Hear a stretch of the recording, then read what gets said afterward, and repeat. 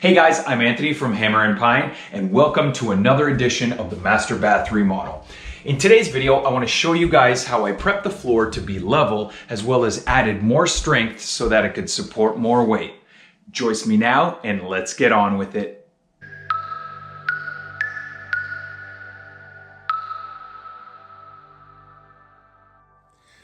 So I've got the whole floor torn up, as you can see here. You see it's all the way down, the 3 floors that have gone, mind all this junk here, but what I want to show you is how to start leveling the floor. I want to start building it back up. So basically you want to find the highest point in the room. And I've already kind of gone around and done that, but for the purposes of this, I wanted to show you with a laser level. Look at this guy right here. If you don't have one, I highly recommend investing in one of these because if you're going to do a lot of stuff like this, it comes very handy because it has a vertical as well as an horizontal. There are more advanced models. This isn't anything super fancy, but it does the job. So here, I'm going to light it up, and you could see here, there's a little bit of extra versus that side of the room where you don't really see it on the joist anymore. So definitely that's the low spot in the room. Now you definitely want to do this on all sides of the room and kind of figure out the low point in the room and then work your way up from that. So you want to figure out the high point and then take that as your level line, right? So I figured out that this corner here is the highest point in this room. So I'm going to start building my floor up from this and level it out all the way across. So you could do this with a large level as well. The longer the better for this type of stuff, but it would just take a little bit longer. You'll have to keep putting this away and bringing it back out and testing and stuff like that. So it's just much easier with this laser level line. So we're going to start building the floor back up. So to start building it back up, what I'm going to do is, because I've already figured out this point is the high point in the room, I'm going to get it where I want it to be. All right. And then I'm going to set it into place, and that's going to be my reference line for the rest of the room. I'm just going to wind up sistering all these joists. It's easier just to put, it's easier to sister another piece of wood to this according to that line than it is to start jacking everything up in this smaller room. So I'm just going to use that as a reference point.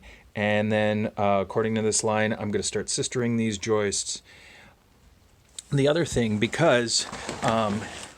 other thing I want to mention is this is the original subfloor here that you see on these 3/4 inch on a diagonal. So I had to cut these out. So basically, because I cut them flush here, what you want to do is you want to cut them flush with the perimeter of your room here.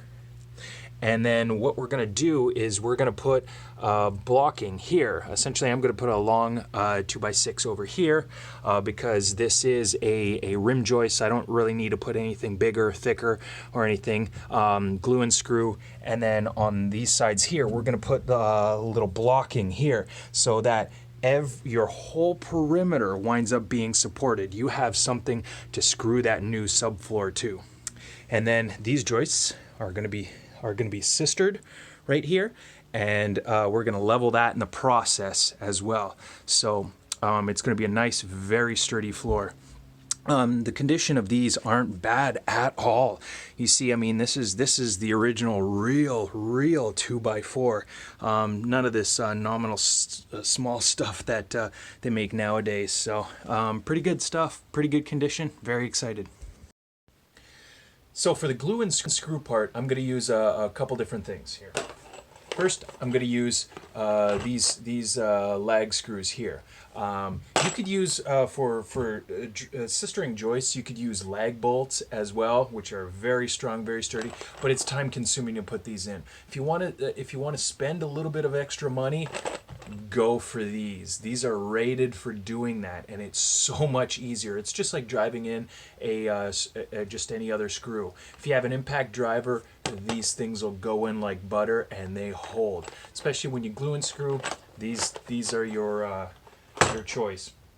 Now, because this piece of wood behind me is going on the rim joist, which is very thick and very sturdy, I'm just going to use a few of these. I'm going to minimize the use of these, and I'm going to go for these number 10 screws, which are rated for just over 1,000 pound-feet of sheer ultimate load that they can carry for a single nail or a single screw. So I'll use some of those along with glue and minimize the use of these because these are much more costly.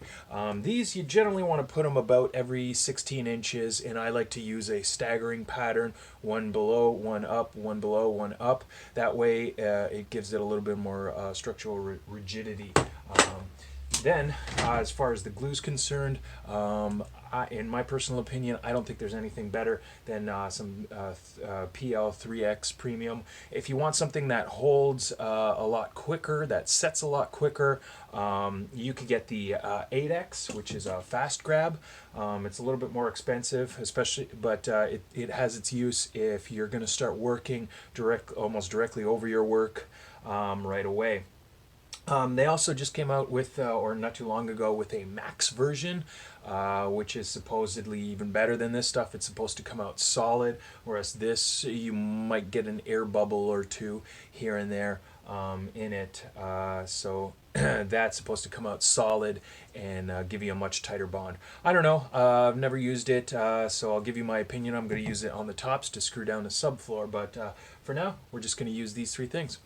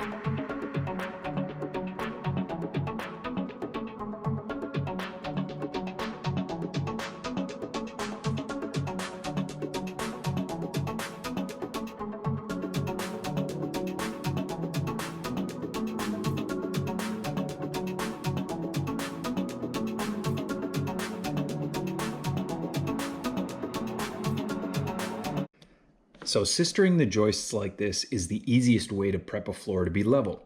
If your floor is way out of whack, you should investigate why it has done so.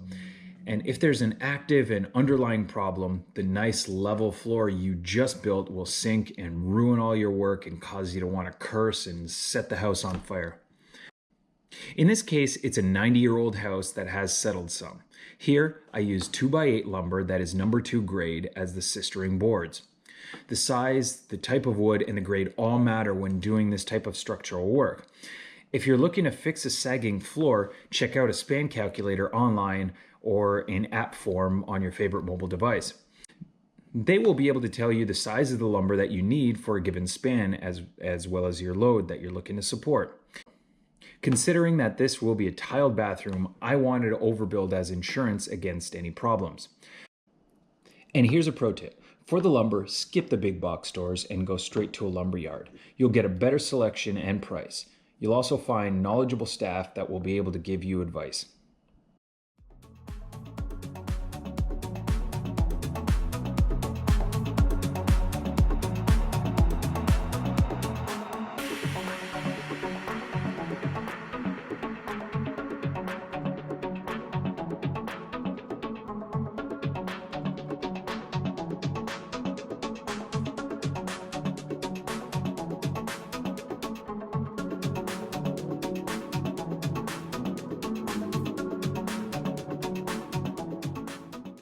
Guys, thank you so much for watching.